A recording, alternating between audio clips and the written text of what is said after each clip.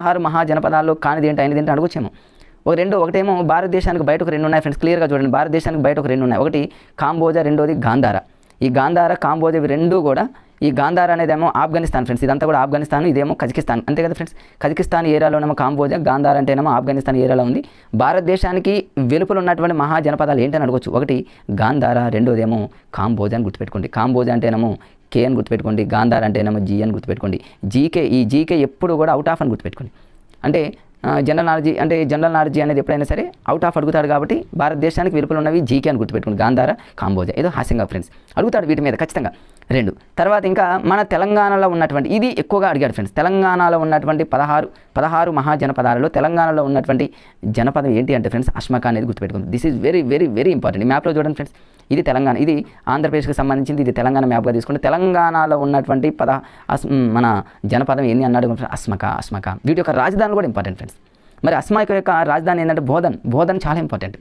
రేపు అడగొచ్చు అస్మక మహాజనపదం దీని యొక్క రాజధాని ఏంటి అన్నాడు అనుకోండి ఫ్రెండ్స్. అది బోధన్ అని ఎందుకు ప్రత్యేకంగా అడుగుతాడంటే ఇది కేవలం తెలంగాణలో ఉంది కాబట్టి. అంటే మిగతా వాటి మీద ఎగ్జామినర్ ఫోకస్ పెట్టకపోవచ్చు, కానీ ఈ అస్మక అనేది తెలంగాణలో ఉంది కాబట్టి దీని యొక్క రాజధాని అడిగితే మాత్రం బోధన్ గుర్తుపెట్టుకోండి. బోధన్ దీన్ని ఎట్లా గుర్తుపెట్టుకోవాలి? అస్మక అనంగులోనే బోధన్ గుర్తుపెట్టుకోవాలి. బోధన్ ఎట్లా గుర్తుపెట్టుకుంటారంటే అస్మక అంటేనేమో అస్తమానం బోధించాలి. మీరు కనుక టీచర్ జాబ్ వస్తే అస్తమానం బోధించాలి అన్నట్టు గుర్తుపెట్టుకోండి. అస్మక అంటే లేదా రష్మిక అని గుర్తుపెట్టుకోండి.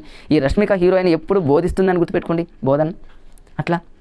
నెక్స్ట్ ఇంకా ఇందులో ఏమేమి ఉన్నాయని చూద్దాం ఫ్రెండ్స్. ఇది అస్మక అనేది మన తెలంగాణకు సంబంధించింది. దాన్ని మీరు ఖచ్చితంగా గుర్తుపెట్టుకోండి ఫ్రెండ్స్. ఇక మగధ ఒకటి, తర్వాత అంగా ఒకటి, తర్వాత వచ్చేసి వజ్జి. ఈ 3 కూడా ఫ్రెండ్స్ బీహార్ రాష్ట్రానికి దగ్గరలోనే బీహార్ అనమాట. ఇప్పుడు ఈ మగధ, వజ్జి ఈ 2 కూడా చాలా ఇంపార్టెంట్ ఫ్రెండ్స్. మన టెక్స్ట్ బుక్లో క్లియర్గా ఈ 2 ఇచ్చాడు.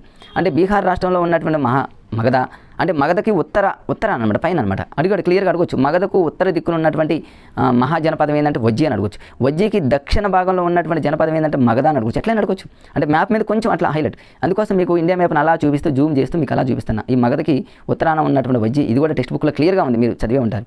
మగధ ఈ 2 కూడా బీహార్ స్టేట్కి సంబంధించింది. ఈ మగధ యొక్క రాజధాని ఏంటంటే ఫ్రెండ్స్ పాటలీపుత్రం. చాలా చాలా చాలా ఇంపార్టెంట్. మగధను పరిపాలించింది ఎవరు, మగధ రాజ్యం ఎవరెవరు ఏంటి ఇది మొత్తం వస్తుంది మీకు చూపిస్తాను లాజిక్గా. కోర్సుతో మీకు అక్కడ ఎక్స్ప్లెయిన్ చేస్తా ఫ్రెండ్స్. ఈ మగధ అనంగులోనే పాటలీపుత్రం. మగధ అనంగులోనే మగధీర మూవీ ఉంది కదా ఫ్రెండ్స్, రామ్ చరణ్. మగధీర మూవీలో పాటలన్నీ కూడా హైలైట్గా అట్లా గుర్తుపెట్టుకోండి.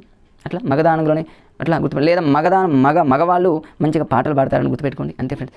ఇక వజ్జి అంటేనేమో వైశాలి అనమాట. అందులోనే ఉంది. వజ్జి అంటే ఒక బజ్జీ లాగా, వైశాలికి బజ్జీ అంటే ఇష్టమనో ఏదో మీరు అట్లా గుర్తుపెట్టుకో. వజ్జి రాజధాని వైశాలి, మగధ రాజధాని పాటలీపుత్రం అట్లా గుర్తుపెట్టుకోండి. ఇవన్నీ బీహార్ స్టేట్లో ఉన్నాయి. స్టేట్లో అయితే అంత ఇంపార్టెంట్ కాదు, కానీ తెలంగాణ స్టేట్లో ఉన్నటువంటి జనపదం ఏంటంటే అస్మక, రష్మిక, బోధన్. అది మాత్రం గుర్తుపెట్టుకోండి, చాలా ఇంపార్టెంట్. ఇక మధ్యప్రదేశ్లో ఉన్నాయి ఫ్రెండ్స్. ఇక్కడ చూడండి. మధ్యప్రదేశ్లో ఉన్నటువంటి మన జనపదాలలో ఒకటి అవంతి ఒకటి ఉంది. తర్వాత చేది, తర్వాత కాశీ. ఇవన్నీ కూడా మధ్యప్రదేశ్కి సంబంధించినవి. మీరు ఒకసారి